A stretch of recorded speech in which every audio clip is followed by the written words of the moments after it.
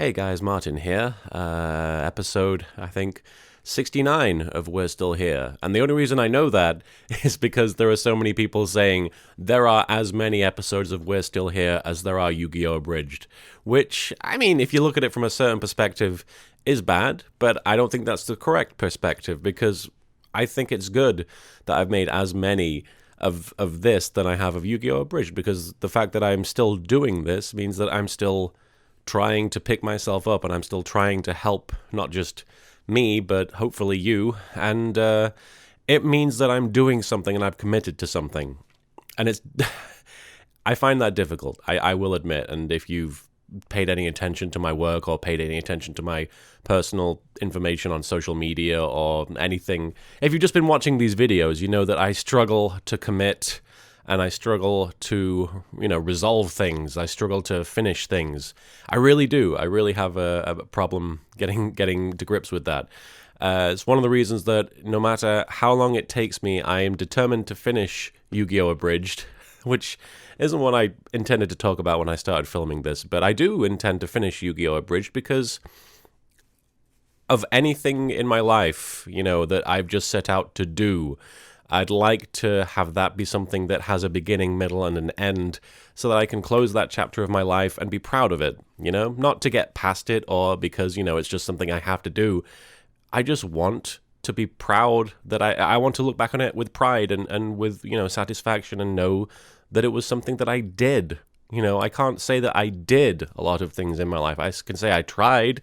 I can say I started a lot of things. I never completed them. But Yu-Gi-Oh! Abridged is one of the things I intend to complete.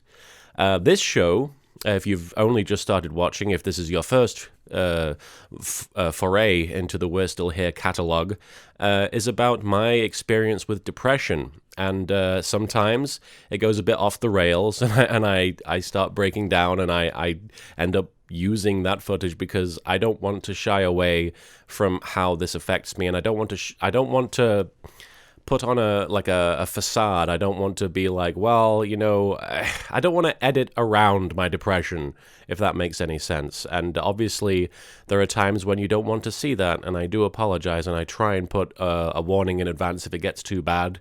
But today I'm feeling pretty good. Today I'm not feeling any need to have a bit of a cry or anything like that. So we should be all right for this one. But yeah, this series is about my experiences with depression. It's about how I cope with it. It's about how I don't cope with it a lot of the time, unfortunately. But in talking about it and thinking about it and experiencing it and in sharing it, it helps me to confront it, and it helps me to think of it as something that is measurable, and it's something that I can overcome, and it's something that I would like to put behind me, and I'm sure that will happen. I'm sure that will happen for both of us, you and me. Not necessarily just by making vlogs, there's more to it than that, but this helps, and I hope it helps you, and that's why I'm doing it. So here's something that makes me happy. I just finished watching Stranger Things on Netflix. And I'm not going to say any spoilers because it is a show that is rife with the potential for ruining with spoilers, because a lot of it is about the suspense and, who's going to get offed in the next episode. Tilly, you can't play with that right now. I'm talking to the camera. But Stranger Things, it's so good. I don't want to, like I said, I'm not going to go into too much detail, but Netflix has the tendency to create some pretty great series or fund and produce some pretty great series. And I have to say Stranger Things is easily my favorite one they've put out so far. I really like Daredevil. Jessica Jones was okay. I wasn't a huge fan of it like everybody else was.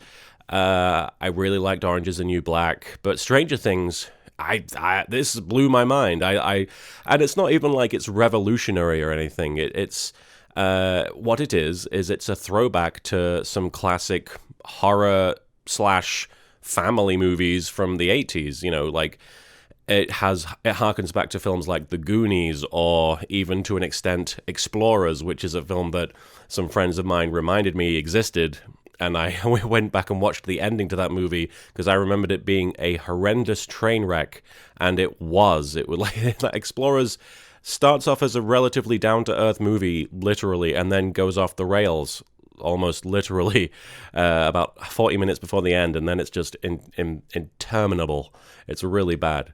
But it pays homage to things like E.T., and it pays homage to like just really good horror films like John Carpenter's work. It's a series about these kids, one of whom gets abducted by an entity of sorts, and it's about the kids trying to figure out what happened, the mother of the child trying to figure out what happened, played by Winona Ryder, which is a great callback to, movies of the time where she was an 80s starlet at the time. So it's a really cool casting there, and she does a really good job of showing like a woman who's on the edge of a breakdown, who is trying desperately in the face of all logic and reason and everybody in the town telling her that she's crazy, trying to do the right thing and find her child and support her child. And it's obviously there's a great emotional connection there. What it does so well is it takes the concepts and the ideas behind the movies of the 80s that a lot of us grew up with. I grew up with. That was my childhood, at the time. It takes those ideas and it fleshes them out to the point that, it takes them and it amplifies them. Because, first of all, Netflix has the budget and the time to do that, but it also lets them play around with the characters. The characters are the reason to watch this show. Because, let's face it, the concept itself is it's not revolutionary, it's not new or anything. It's your typical sort of Lovecraftian 80s John Carpenter setup with a hint of the Goonies in there. The thing that's brilliant about it is it gives it time to breathe. It gives it time over the 8 episodes of season 1 to just let it play out and let you experience and really get in deep with these characters and care about them. Like, we all remember aspects of these films, if we grew up with them, that doesn't necessarily hold up today. A lot of these films, I'd say The Goonies, it's a good film, but I don't think it's as good as I remembered it being. Whereas this show takes an idea, a conceit like that, and makes it as good as you remember it was when it first happened in the 80s. It's a show that really just, it pays homage to the love and the passion that these filmmakers had. And it really just, it sells it like crazy, man. I don't know how best to explain it without spoiling anything. But if you like horror stuff, and I'm a huge nerd for horror stuff, and if you like just good family drama, like intense, like suspense stuff, then it's super good. It's super creative. I mean, it reinvents the wheel, essentially. It takes like a very simple idea that has been done multiple times in the 80s decade and since then, but it brings it down to earth and it grounds it and it makes you care. I care about every character in that show.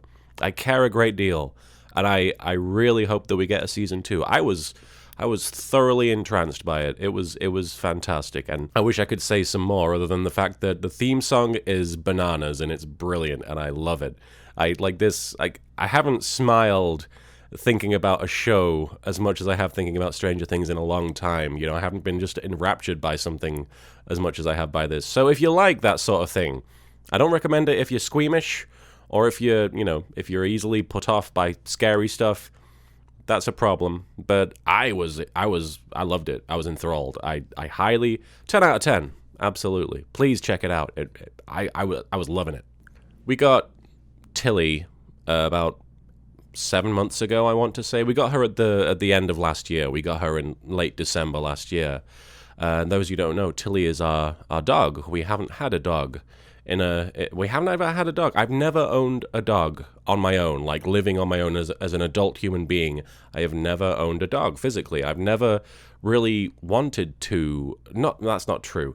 I've never been in a position where I felt like I could say this would be an appropriate environment for a dog. Now, I've had dogs when I was younger, when I was, since I've been born, up until the age of around 20, early 20s, I've lived with dogs. My parents, always had 1 or 2 dogs at home, and as a result, I've grown up around them. I love them. I have more of a kinship with some dogs than I have with most people. I mean, I'm sure a lot of us could say that.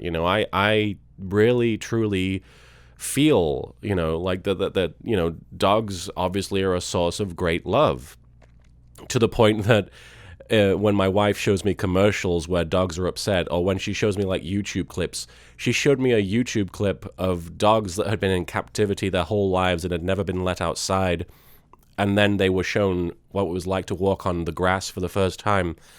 And I just cried. I cried for so long watching that video, because I have to know that dogs are okay and that they're happy and that they're doing all right. And Tilly, she's walking around me as we speak. Tilly is our first dog.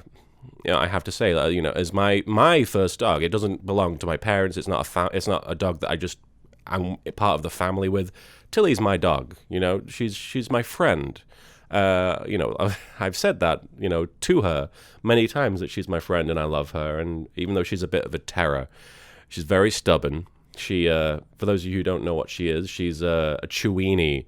And I believe that I'm not very good with dog breeds, I have to admit. I just know that some dogs are different colors and look different. But she's a Chiweenie, which I believe is a Dachshund Chihuahua mix. I think there's some terrier in there. You're going to correct me in the comments, I'm sure, but that's what she is. She's a Chiweenie, and she's giving me such a stupid look right now. She's probably offended that I've just listed a bunch of dogs that aren't even related to you. But she's lovely, but she's very stubborn. I'll take her on a walk, and if she doesn't want to go a certain direction, she will sit down and plant herself and just stare off in the opposite direction and be like, "We're not doing what you want to do, mate. We're doing what I want to do. This is my walk." And sometimes she won't even want to walk. It's what's infuriating, is that most dogs, they love walks, but she seems very averse to it on occasion. I'll get out the front door and she'll just be like, "Why are we even doing this? Look, let's go back in there where there's toys and warmth, or cold." Sometimes she wants the cold because it's too hot outside. She's stubborn and she has a mind of her own, and that's kind of a brilliant thing. That's something that, if she didn't have that, she wouldn't be Tilly, and while it's frustrating, if I'm trying to get her to use the bathroom outside and she's like, "I don't even want to sit on the grass right now," I'm like, "Come on, dude, can you at least go on the pavement?" Or no? Okay. She has this weird habit of, when I'm taking her down a road, she'll insist on walking on the thin curb when there's like a grass verge and there's a sidewalk. She'll be like, "I have to walk on this specific curb," and occasionally I'll want to stop on the curb and just sit here and watch people, and I'm like, you are way too close to traffic, Tilly. What are you doing?" Tilly's brilliant. Tilly's fantastic. She's got a great personality. You've got a great personality, Tilly. Shame about your looks. I'm teasing you. She's not even paying attention to me. Something happened when I got back from Europe a month or so ago. And it's not something I'm proud of, but it's something that I believe happened because of, not solely because of my depression. It happened because I was being immature, but I felt depression influenced it. And I do want to talk about it just because I want to just put it out there and put it out of my mind and be done with it. I wanted to get rid of Tilly. Really, really briefly, in a brief period of time, less than a day, I didn't want her in my life. And I can say that with certainty that was how I felt, but that wasn't real. That's not really what I want or what I've ever wanted, but I felt that at the time. I got back and Tilly was being brought home because she'd been staying with my in-laws, and she was coming back, and Mariana and I were talking about, I think, scheduling walks for her. And I have to admit, in my head at the time, I was like, "Oh, I have to take that bloody dog for a walk. I can't believe that, I know what she's going to do. She's going to sit down and she's going to insist that she doesn't want to go a certain way, and I'm going to take ages just getting her to go down the block."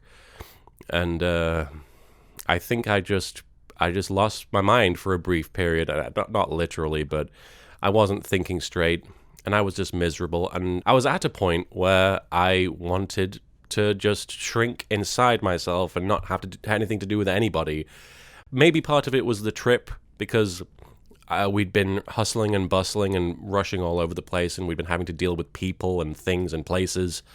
People, things, and places, awful. But I'm an introverted guy. I don't like I'm not always really in the mood to see other people, and sometimes I'm not in the mood to have to take Tilly out, but that she still needs to go out. She's a dog, she's an animal. But I remember sitting there and saying, Mariana, I don't want to have anything to do with that dog. And I can say right now that I don't feel that way remotely. I'm talking about this because I don't feel like that person anymore, and that's a good thing. But I said to her, I don't want anything to do with that dog. I want to get rid of it. I don't want to have to deal with it. And Mariana got very upset with me, justly so. I'm upset with how I was for saying that. But I remember being like, I don't want anybody to rely on me. You know, I don't want anybody to rely on me because I want to be able to just sort of disappear. And if Tilly's looking for me to take her for a walk, then and I don't want to be around anybody, even her, then she's not going to get that, and she should be with somebody who can. And that was the underlying thought behind everything, I think. But I didn't present it that way, and I didn't allow myself to think that way. I just allowed myself to think, I don't want this dog. I don't want this dog. I don't want this life. Yeah, it was bad. It was very bad, and it was a bad train of thought, and it was not real. It wasn't real. It felt real. It was a feeling I was having that I wanted to abandon this dog that I love, and it didn't last very long, but it lasted long enough for me to say it and to get upset about it, and for Mariana to get upset about it. And we didn't. I didn't represent my feelings very well that day, and I wasn't a good person when I said that. I wasn't a good dog owner, and I wasn't Tilly's friend when I said that. And she can't understand that I was saying any of that. And to the point, here's the crazy part, is that I got so upset, and Mariana got so upset that Tilly came in and sat under my chair and cowered and just clung to me the whole time. And I was sitting there saying that I didn't want anything to do with her. And I do blame depression, but I blame me too. Depression makes me want to have nothing to do with anybody, especially myself. And I wasn't myself in that moment. It was a long moment. It was more like 2, 3, 4 hours. But I came around, and I love this dog. Tilly, where are you? She's gone really big. I don't know if you can tell. She pops up in a bunch of our videos. Hello, thank you very much. She pops up, and she used to be a tiny little thing. Say hello. You don't even know who's out there. Okay. She's a tiny little terror, but I do love her. Yes, give a shake. Go on. What do you want? Hi. Little boo. Now you're just scratching yourself. Okay. I love this dog, and depression made me forget that. I allowed myself to forget that. I allowed depression to allow me to forget that. And that happens. Depression will make you forget love. It will make you forget how to be happy. And it's important to try and look past that. It's important to try and look for those things that used to come to us naturally. It's important to find them again, because they're out there. They are there. I feel them. It's just getting them back, It's just getting them back. So it's tough, but it's not impossible, because I look at her now and I know that I love her. And I didn't know that for a short time, very short time, but it was enough to have an effect on me. But I love her, and that's real. And that feeling is real, and that feeling is in me. It just feels like it's gone sometimes. And that feeling's in you. It's not necessarily for a dog. I know that you love life. I know that you love yourself. You just lose that sometimes. You forget. You can't see it. You can't feel it. But it's there. And if you don't feel it, other people feel it for you. It's going to come back. And my stomach made a noise. What an appropriate time for that to happen. Anyway, I should wrap things up. This is going on for a while, but this was a helpful one. I end a lot of these by crying and saying I don't know how this helped, but this one is good. This one is positive, and I appreciate you listening, and I appreciate your time. And I'll see you next week for episode 70, where there will be people complaining about the fact that there are now more We're Still Here's than Yu-Gi-Oh! Abridged. But that's fine. I'm proud of that. I'm proud of you. I'm proud of us. And I'll see you next time. You take care.